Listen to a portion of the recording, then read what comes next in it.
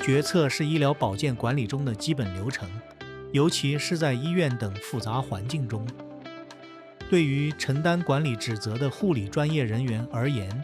了解在不同方案间进行选择所涉及的各种变量，是确保组织效率和护理品质的关键。决策并非鼓励的行为，而是需要评估环境、可用资源以及由此产生的后果，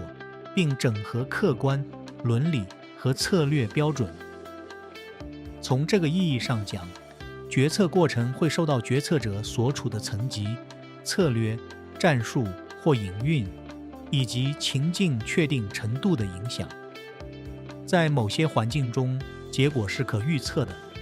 在风险情境中，可以为不同的结果赋予记录；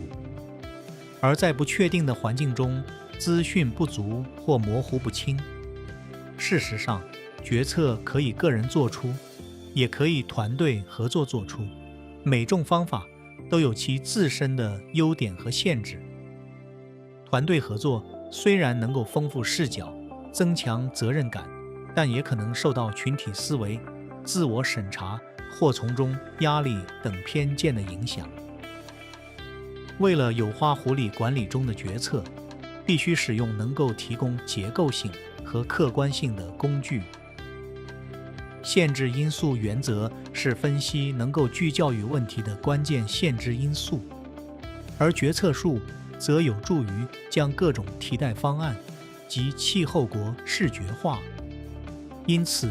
将这些技术融入专业实践，